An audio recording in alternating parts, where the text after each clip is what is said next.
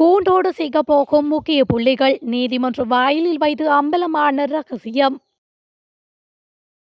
பாதாள உலக குழுக்களுடன் தொடர்புடைய எதிர்க்கட்சி உறுப்பினர்களுக்கு விழுந்த பேரிடி. கொழும்பில் அரசாங்கம் எதிர்க்கட்சிகளின் போட்டிக்கு வருகின்றது முடிவு. பறிபோகுமா அர்ச்சுனாவின் எம்பி பதவி, பிறப்பிக்கப்பட்ட நீதிமன்றின் உத்தரவு. அதிகாரத்திற்கு வரும் புதிய உள்ளூராட்சி நிர்வாகங்கள், அறிவிக்கப்பட்டது திகதி. பதவி இடைநீக்கம் செய்யப்பட்டுள்ள போலீஸ் மா அதிபர் தேசபந்து தென்னகோன் மற்றும் முன்னாள் பொது பாதுகாப்பு அமைச்சர் டெரான் அலஸ் ஆகியோர் பிரபல பாதாள உலக குழுவின் தலைவரான கரகட்டாவிடம் 30 கோடி ரூபாய் பணம் கோரியதாக தகவல் வெளியாகியுள்ளது. சிறையில் தடுத்து வைக்கப்பட்டிருக்கும் கரகட்டா வழக்கு விசாரணைக்காக இன்றைய தினம் போலீசாரால் நீதிமன்றத்திற்கு அழைத்து வரப்பட்ட நிலையில் அங்கிருந்து வெளியேறி செல்லும் போது ஊடகங்களை பார்த்து மேற்கூறிய கருத்தை சொல்லி சென்றுள்ளார். பதவி இடைநீக்கம் செய்யப்பட்டுள்ள முன்னாள் போலீஸ் மா அதிபர் தேசபந்து தென்னகோன் மற்றும் முன்னாள் அமைச்சர் டெரான் அலஸ் ஆகியோருக்கு 30 கோடி ரூபாய் பணத்தினை கொடுக்காத காரணத்தினால் தான் தங்காலையில் தடுத்து வைக்கப்பட்டுள்ளதாக கரகட்டா தெரிவித்துள்ளார். இவ்வாறு பணத்தினை கொடுக்காத காரணத்தினால் கோடி ரூபாய் செலவிட்டு தன்னை தடுத்து வைத்திருப்பதாகவும் கரகட்டா குறிப்பிட்டுள்ளார். தங்காலையில் தொடர்ந்தும் தடுத்து வைப்பதற்கு மாதத்திற்கு 10 மில்லியன் ரூபாய் செலவாகும் என்றும் கரகட்டா தெரிவித்துள்ளார். மேலும் வெளியில் சொல்ல வேண்டிய பல விடயங்கள் இன்னும் உள்ளன, அவற்றையெல்லாம் விரைவில் நான் வெளிப்படுத்துவேன் என்றும் கரகட்டா சுட்டிக்காட்டியுள்ளார்.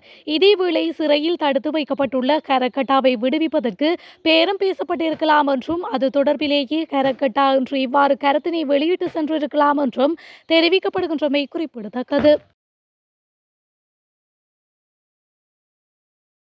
கொழும்பு மாநகர சபையின் முதல்வர் மற்றும் துணை முதல்வரை நியமிப்பதற்காக திறந்த தேர்தல் ஒன்றை நடாத்த தீர்மானிக்கப்பட்டுள்ளதாக செய்திகள் வெளியாகி வருகின்றன.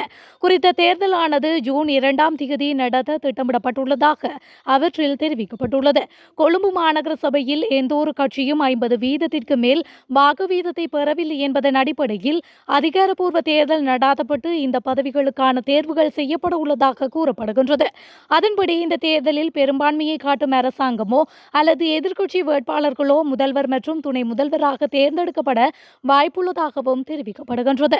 எவ்வாறானதொரு பின்னணியில் கொழும்பு மாநகர சபையின் பெரும்பான்மை உறுப்பினர்களை பெற ஆளும் கட்சியும் எதிர்க்கட்சியும் தற்போது தங்களால் இயன்ற அனைத்தையும் செய்து வருகின்றமை குறிப்பிடத்தக்கது.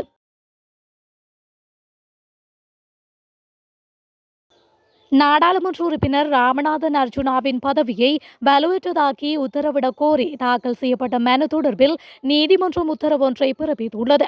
இதன்படி குறித்த மனுவை உறுதி செய்ய ஜூன் மாதம் 26ஆம் தேதி அழைக்குமாறு மேன்முறையீட்டு நீதிமன்றம் உத்தரவிட்டுள்ளது. இந்த மனு இன்று நீதியரசர்களான மாயாதுன்னே கோரையா மற்றும் மஹீன் கோபல்லவ ஆகியோர் அடங்கிய மேன்முறையீட்டு நீதிமன்ற அமர்வு முன் விசாரணைக்கு எடுத்துக் கொள்ளப்பட்டது. இதன்போது குறித்த மனுவின் சமர்ப்பணங்களை உறுதிப்படுத்த அதனை எதிர்வரும் ஜூன் மாதம் 26ஆம் தேதி விசாரணைக்கு அழைக்குமாறு நீதியரசர்கள் அமர்வு உத்தரவிட்டது.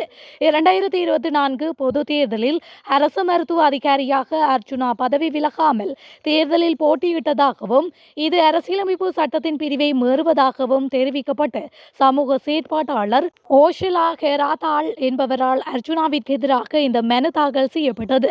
இந்த நிலையில் மனுவை உறுதி செய்ய ஜூன் மாதம் 26ஆம் தேதி அழைக்குமாறு மேன்முறையீட்டு நீதிமன்றம் தற்போது உத்தரவிட்டுள்ளமை குறிப்பிடத்தக்கது.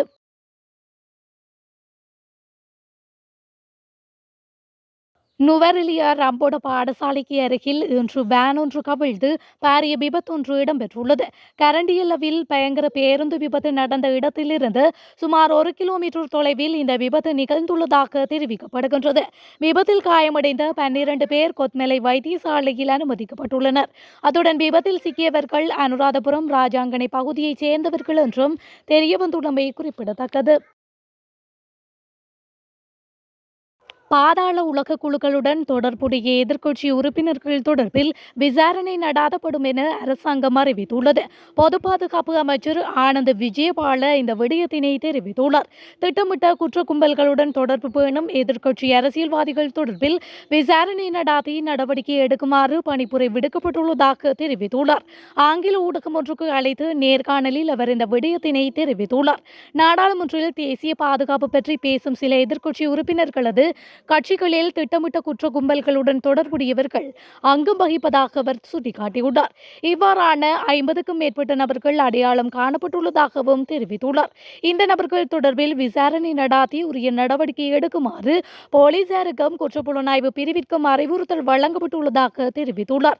ஐக்கிய தேசிய கட்சி, ஐக்கிய மக்கள் சக்தி, ஸ்ரீலங்கா பொதுஜன முன்னணி, சர்வஜன பலய உள்ளிட்ட பல கட்சிகளில் போட்டியிட்ட வேட்பாளர்கள் சிலர் இவ்வாறு குற்ற கும்பல்களுடன் தொடர்புபட்டிருப்பதாகவும் அமைச்சர் குறிப்பிட்டுள்ளமை குறிப்பிடத்தக்கது. புதுப்பிக்கப்பட்ட நிலைத்தன்மை திட்ட வரைபடத்தை இலங்கையின் மத்திய வங்கி வெளியிட்டுள்ளது. இந்த நிலையில் நாட்டின் காலநிலை உறுதிமொழிகளை அடைய பசுமை முதலீடுகளை அதிகரிக்க வேண்டிய அவசிய தேவையை மத்திய வங்கியின் ஆளுநர் வலியுறுத்தியுள்ளார். பாரிஸ் ஒப்பந்தத்தின் கீழ் தேசிய அளவில் நிர்ணயிக்கப்பட்ட விடயங்களை நிறைவேற்ற 2030ஆம் ஆண்டுக்குள் இலங்கைக்கு $10.85 பில்லியன் தேவை என்று ஆளுநர் நந்தலால் வீரசிங்க கூறியுள்ளார். தீவிர வானிலை நிகழ்வுகள் இனி அரிதான நிகழ்வுகள் அல்ல, அவை விதிமுறையாகிவிட்டன. எனவே நிலையான நிதி என்பது ஒரு தேர்வல்ல, அது உலகளாவிய தேவையாகும். அத்துடன் அது இலங்கைக்கும் அவசியமானது என்று ஆளுநர் குறிப்பிட்டுள்ளார். காலநிலையால் இலங்கை மிகவும் பாதிக்கப்படக்கூடிய நாடாக மாறியுள்ளது. தற்போது வரைக்கும் இந்த இழப்புகள் மொத்த உள்நாட்டு உற்பத்தியில் சுமார் 0.4% அல்லது $300 மில்லியன் என்று மதிப்பிடப்பட்டுள்ளன. இந்த இழப்புகள் 2050ஆம் ஆண்டுக்குள் மொத்த உள்நாட்டு உற்பத்தியில் 1.2%, அதாவது 3 மடங்காக உயரக்கூடும் என்று ஆளுநர் மதிப்பிட்டுள்ளமையும் குறிப்பிடத்தக்கது. சமீபத்தில் நடைபெற்ற 2025 உள்ளூராட்சி மன்ற தேர்தலில் உறுப்பினர்கள் தேர்ந்தெடுக்கப்பட்ட உள்ளூராட்சி மன்றங்களின் அதிகாரப்பூர்வ பதவிக்காலம் 2025 ஜூன் 2ஆம் தேதி ஆரம்பமாவதாக தேர்தல்கள் ஆணைக்குழு அறிவித்துள்ளது. அதன்படி உள்ளூராட்சி மன்றங்களில் பெரும்பான்மையை பெற்ற அரசியல் கட்சிகள் மற்றும் சுயேட்சை குழுக்கள் அந்த சபைகளின் முதல்வர், துணை முதல்வர், தவிசாளர் மற்றும் துணை தவிசாளர் பதவிகளுக்கு பரிந்துரைக்கப்பட்ட நபர்களின் பெயர்களை சமர்ப்பிக்குமாறு கேட்டுக் கொள்ளப்பட்டுள்ளன. உள்ளூராட்சி மன்றங்களின் முக்கிய பதவிகளுக்கு பரிந்துரைக்கப்பட்டவர்களின் பெயர்களை ஒரு வாரத்திற்குள் சமர்ப்பிக்க வேண்டும் என்று தேர்தல் ஆணைக்குழு தவிசாளர் RMAL ரத்நாயக்க அறிவித்துள்ளார். அத்துடன் உள்ளூராட்சி மன்றங்களின் தொடக்க கூட்டங்களை கூட்டுவதற்கு முன்பு தேர்ந்தெடுக்கப்பட்ட உறுப்பினர்களின் பெயர்கள் கோட்ட மட்டத்தில் வர்த்தமானியில் வெளியிடப்பட வேண்டும் என்றும் ரத்நாயக்க மேலும் கூறியுள்ளார். இதேவேளை உள்ளூராட்சி மன்றத்தில் பெரும்பான்மை இல்லாத பகுதிகளுக்கு ஜூன் 2ஆம் தேதி முதல் முறையாக சபை கூடும் போது வாக்கெடுப்பு நடைபெறும் என்றும் தெரிவிக்கப்படுகின்றது. நுவரெலியா ரம்போட பாடசாலைக்கு அருகில் இன்று வேன் ஒன்று கவிழ்ந்து பாரிய விபத்தொன்று இடம்பெற்றுள்ளது. கரண்டியலவில் பயங்கர பேருந்து விபத்து நடந்த இடத்திலிருந்து சுமார் 1 கிலோமீட்டர் தொலைவில் இந்த விபத்து நிகழ்ந்துள்ளதாக தெரிவிக்கப்படுகின்றது. விபத்தில் காயமடைந்த 12 பேர் கொத்மலை வைத்தியசாலையில் அனுமதிக்கப்பட்டுள்ளனர். அத்துடன் விபத்தில் சிக்கியவர்கள் அனுராதபுரம், ராஜாங்கனை பகுதியைச் சேர்ந்தவர்கள் என்றும் தெரியவந்துள்ளமை குறிப்பிடத்தக்கது.